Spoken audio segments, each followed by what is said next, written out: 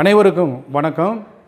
மருதவள்ளியம்மாள் திறன் பயிற்சி மையம் சார்பில் உங்களை மீண்டும் சந்திப்பதில் நான் மிக்க மகிழ்ச்சி அடைகின்றேன். இன்றைக்கி நம்ம தெரிஞ்சுக்க போகிற விஷயம், வீட்டில் எல்லாம் வந்து சுடுதண்ணி வைக்கிறதுக்கு பார்த்திங்கன்னா கெட்டில் வந்து யூஸ் பண்ணுறோம். ஏறக்குறைய எல்லா கம்பெனியுடைய மாடல்ஸும் சேமாக தான் இருக்கும்.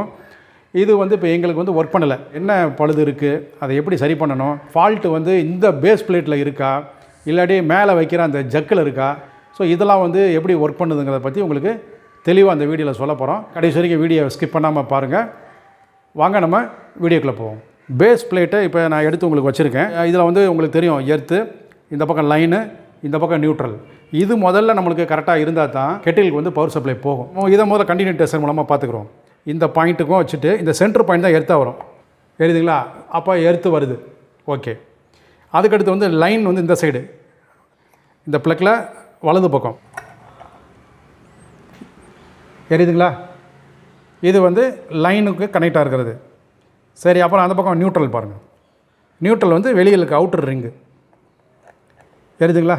சென்டரில் வந்து எர்த்து, அந்த எர்த்து பாயிண்ட்டு ஜக்குக்கு வந்து கனெக்ட் ஆகும். அதுக்கடுத்து இருக்கிற இந்த இருக்கு பாருங்கள், இந்த கான்டாக்ட் பாயிண்ட்டு வந்து ஃபேஸ் லைன். அதுக்கடுத்து இதில் இங்கே இருக்கிற கான்டாக்ட் பாயிண்ட் வந்து நியூட்ரல் பாயிண்ட். இப்போ நான் இந்த பின்னாடி இருக்கக்கூடிய பேக் பிளேட்டை உங்களுக்கு கழட்டி உள்ளே எப்படி இருக்குங்கிறத காட்ட போகிறேன். பாருங்கள், இதில் இந்த 3 ஸ்க்ரூ கொடுத்துருக்கு. அந்த 3 ஸ்க்ரூவை லூஸ் பண்ணிவிட்டு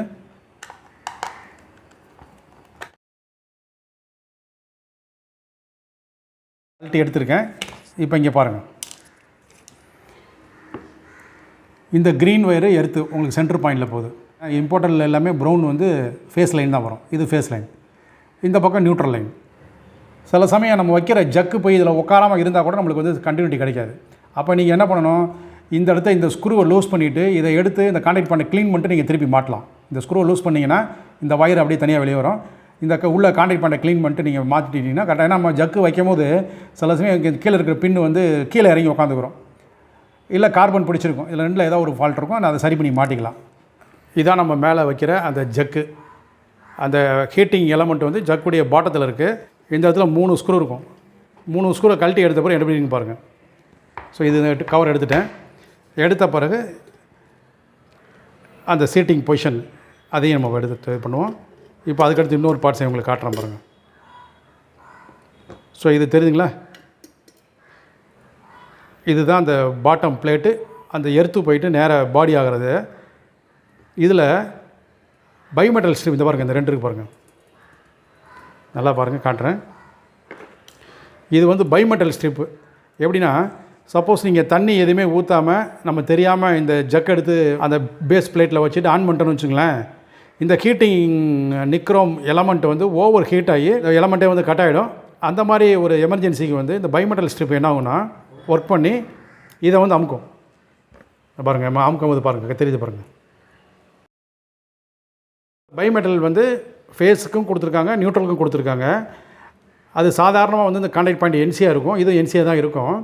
ஏதாவது ரீசனில் வந்து அந்த பைமெட்டல் ஓவர் சூடாகும். அப்போ பைமெட்டல் ஸ்ட்ரிப் வந்து பெண்ட் ஆகி இந்த இது வந்து அழுத்தும் போது இங்கே வந்து கான்டாக்ட் பாயிண்ட் ஓப்பன் ஆகும். இந்த லைன் வந்து கொஞ்சம் ஓவராக கொஞ்சம் ஹீட் ஆகி இந்த லெக்கு கொஞ்சம் லைட்டாக லூஸ் கனெக்ஷன் இருந்துருக்கும் போது ஓவராக ஹீட் ஆகி இந்த இடத்துல பார்த்தீங்கன்னா அந்த லெக்கே தனியாக வந்து கண்டு வெளியே வந்துருச்சு. அப்புறம் நான் என்ன பண்ணோம், வேறு ஒரு நீளமான ஸ்க்ரூ போட்டு, இந்த பாருங்கள் வாசர்லாம் போட்டிருக்கேன் பாருங்கள், வேறு நீளமான ஸ்க்ரூ போட்டு இதில் போட்டு டைட்டாக ஃபிக்ஸ் பண்ணி இந்த கான்டாக்ட் பாயிண்ட்லாம் க்ளீன் பண்ணி மாட்டிட்டேன். இப்போ அது ரெடியாக இருக்குது. கண்டினியூட்டி வேணால் காட்டுறேன் பாருங்கள். பாருங்கள், இது ஒரு லெக்குடைய கண்டினியூட்டி. இது பாருங்கள், இது வந்து அந்த வெளியே அவுட்டர் ரிங்கு, அதான் நியூட்ரல் ரிங்கு. கண்டினியூட்டி நம்மளுக்கு வருது. ஸோ இது எல்லாமே நியூட்ரலும் ஒரு கான்டாக்ட் பாயிண்ட் வெளியே தான் வருது, ஃபேஸும் ஒரு கான்டாக்ட் பாயிண்ட் வெளியே தான் வருது. அந்த பைமெட்டல் ஸ்ட்ரிப் ஆக்டிவேட் ஆச்சுன்னா அந்த கான்டாக்ட் பாயிண்ட் வந்து ஓப்பன் ஆகும். அதை மட்டும் நீங்கள் புரிஞ்சுக்கங்க. இப்போ இந்த பாட்டம் பிளேட்டு, பைமெட்டல் ஸ்ட்ரிப் இருக்கக்கூடிய பாட்டம் பிளேட்டை இந்த 3 லெக் இருக்குது பாருங்கள், இந்த 3 லெக்கு தான் இந்த கேப்பில் உள்ள போகும். பைமெட்டலுடைய பெண்ட் ஆகிடுச்சுன்னா அதனுடைய ஃபோர்ஸ் போகிறதுக்கு அந்த பிளாஸ்டிக் அதில் போய் இந்த சீட்டிங் இந்த பிளேஸ் போய் உட்காரும். இப்போ இந்த பாட்டம் பிளேட்டை வந்து உள்ளே இன்சர்ட் பண்ணிவிட்டேன். இப்போ பார்த்தீங்கன்னா தெரியும் பாருங்கள், பைமெட்டல் ஸ்ட்ரிப்பு தூக்கிட்டு இருக்கு பார்த்தீங்களா? அந்த இது மேலே சீட்டிங் இந்த உங்களுக்கு இந்த இடத்துல சின்ன கேப்பில் தெரியும்னு நினைக்கிறேன். இப்போ நாம் வந்து பாட்டம் பிளேட்டை இன்சர்ட் பண்ணிட்டோம். இப்போ கண்டினியூட்டி பார்க்க போகிறோம். முதல்ல பாட்டம் பிளேட்டு சென்டருக்கு வருதான்னு பார்ப்போம். வருதுங்களா? பாட்டம் பிளேட்டு சென்டர் கரெக்டாக இருக்குது. அதே மாதிரி இந்த லெக்கை பார்ப்போம். வருதுங்களா? சென்டரில் ஃபேஸ் லைன். இந்த லெக்கு வந்து outer line. Face line, neutral line எல்லாம் கரெக்டாக இருக்குது, எர்த்தும் கரெக்டாக இருக்குது. இப்போ நம்ம பெர்மனெண்ட்டாக ஃபிக்ஸ் பண்ணுறோம். இங்கே இந்த இடத்துல பாருங்களேன், இதை வந்து நான் வளைச்சி விட்டுட்டேன்னா தெரியுதுங்களா, இந்த இது மாதிரி 3 இடத்துல கொடுத்துருக்கோங்க. நம்ம வளைச்சி விட்டுட்டோம்னா இது வந்து கான்ஸ்டண்ட்டாக ஃபிட் ஆகிடும்.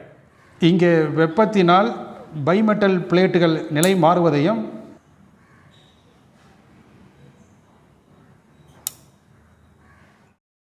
பின்னர் சூடு குறைந்தவுடன் அவை மீண்டும் பழைய நிலைக்கு திரும்புவதையும் இங்கு நீங்கள் காணலாம்.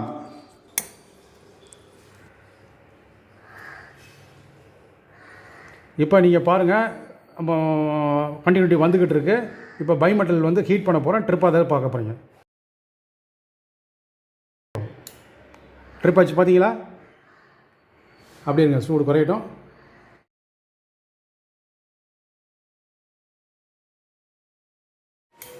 ரீசெட் ஆகி சவுண்ட் வருது பாருங்கள். முதல்ல இந்த எலமெண்ட் வந்து கண்டினியூட்டி இருக்கான்னு பார்க்குறோம். அப்புறம் இங்கே பார்த்தீங்கன்னா ஒரு சுவிட்சு, இங்கேயும் நம்மளுக்கு ஒரு பைமெட்டல் தெர்மோஸ்டாட் இருக்குது. இந்த தெர்மோஸ்டாட் எப்போ வேலை செய்யணும்னா, இப்போ நம்ம தண்ணி இங்கே ஊற்றி வச்சிடுறோம், ஃபுல்லாக ஊற்றி வச்சிடுறோம்.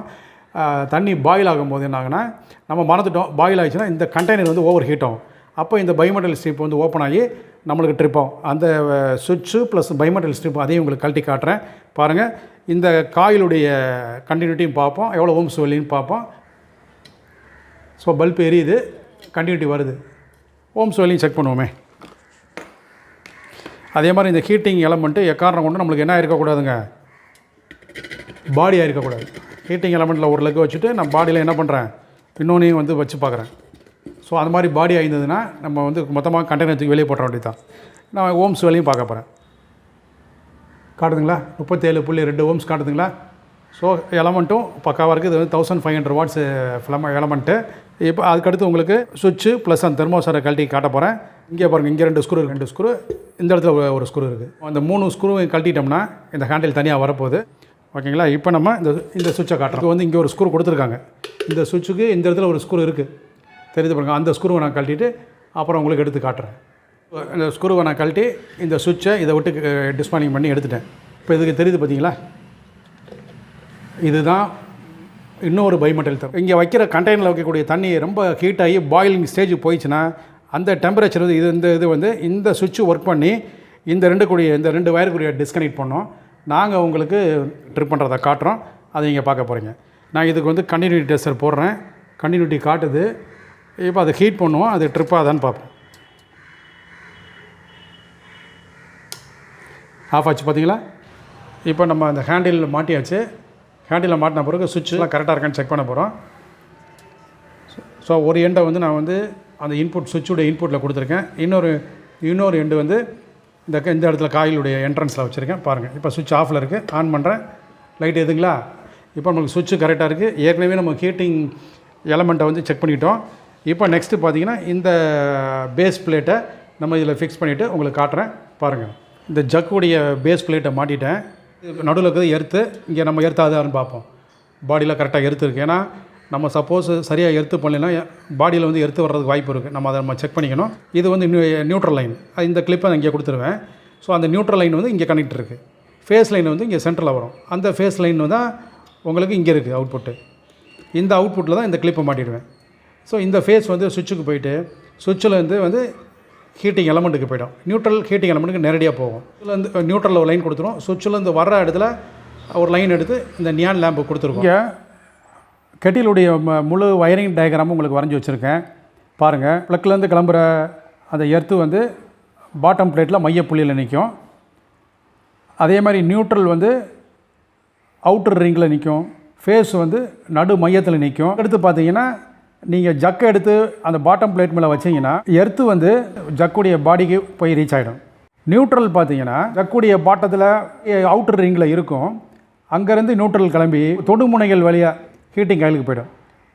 அந்த ஹீட்டிங் காயில் போகிற நியூட்ரல்லேருந்து ஒரு லைன் எடுத்து இண்டிகேட்டர் லேம்புக்கு கொடுத்துருவோம். நியூட்ரலுடையது முடிஞ்சது. ஃபேஸ் பார்த்தீங்கன்னா ஜக்குடைய நடு வட்டத்தில் வந்து சேர்ந்துருக்கும். அங்கேருந்து கிளம்புற ஃபேஸ் வந்து தொடுமுனைகள் இருக்கும். அந்த தொடுமுனையில் விளக்குற மாதிரி பைமெட்டல் பிளேட்டு இருக்கும். நல்லா நான் வச்சுங்க. நம்ம பயன்படுத்துகிற பைமெட்டல் எல்லாத்துலேயுமே மின்சாரம் வந்து கண்டிப்பாக போகவே போகாது. தொடுமுனைகள் வழியே தான் மின்சாரம் போகும். பைமெட்டலுங்கிறது அந்த பைமெட்டல் வந்து பெண்ட் ஆச்சுன்னா அது மூலமாக வந்து ஆஃப் ஆகும். அந்த மாதிரி இல்லை டிஸ்கனெக்ட் ஆகும். அந்த மாதிரி தான் ஒர்க் பண்ணும். அதனால் பைமெட்டல் வழியாக எக்காரணம் கொண்டு மின்சாரம் செல்லவில்லை. அந்த ஃபேஸ் வந்து தொடுமுனைகளை தாண்டி ஜக்குடைய ஹேண்டில் இருக்கக்கூடிய ஆன் ஆஃப் சுவிட்சையும் தாண்டி நம்மளுக்கு ஹீட்டிங் காயிலுக்கு போய் ரீச் ஆகிடுது. ஆன் சுவிட்சுடைய அவுட்புட்லேருந்து ஃபேஸ் எடுத்து இண்டிகேஷன் லேம்புக்கு கொடுத்துட்றோம். இதுதான் முழு வயரிங். உங்களுக்கு பாட்டம் கவரு மாட்டியாச்சு. நியான் லேம்பை கரெக்டான பொசிஷனில் உள்ள அமைச்சு மாட்டியிருக்கோம். இப்போ அந்த சுவிட்ச் ஆன் பண்ணியிருக்கேன். கண்டினியூட்டி வருதான்னு பாருங்கள். ஹீட்டிங் எலமெண்ட்டு கண்டினியூட்டி காட்டுது பாருங்கள். இப்போ நம்ம வந்து இதில் ஜக்கில் வாட்டரை ஃபில்லப் பண்ணி ஹீட் பண்ணுறதுக்கு முன்னாடி இந்த பேஸ் பிளேட்டும் மேலே இருக்கிற இந்த ஜக்கும் கரெக்டாக நம்மளுக்கு வந்து சீட்டிங் உட்காந்து எர்த்து ஜாயிண்ட் ஆகுதா, ஃபேஸ் நியூட்ரல்லாம் கரெக்டாக ஜாயிண்ட் ஆகிருக்கான்னு செக் பண்ணுறதுக்கு தான் அந்த இதை இப்போ காட்ட போகிறேன். இப்போ பாருங்கள், இந்த ஜக் எடுத்து இப்போ இதில் உட்கார வச்சுட்டோம். ஓகேங்களா, வச்சாச்சு.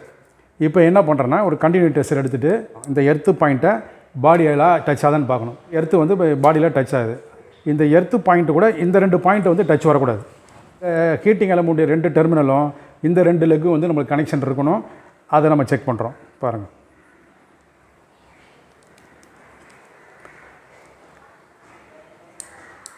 இப்போ வந்து சுவிட்ச் ஆஃப் ஆகிருக்கு. சுவிட்ச் ஆஃப் ஆகி இருக்கிறதுனால நம்மளுக்கு கண்டினியூட்டி காட்டலை.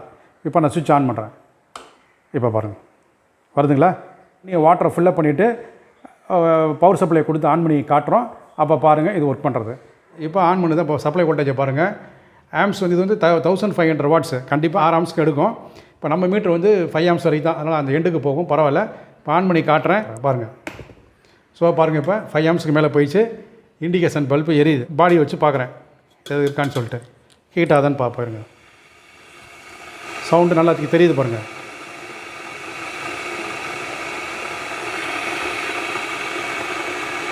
ஸோ நம்மளுக்கு ஹீட்டரை நம்ம ரெடி பண்ணிட்டோம். உங்களுக்கு புரிஞ்சிருக்குன்னு நினைக்கிறேன்.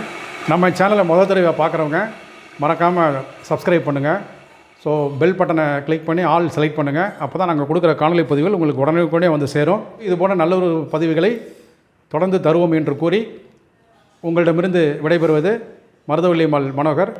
நன்றி, வணக்கம்.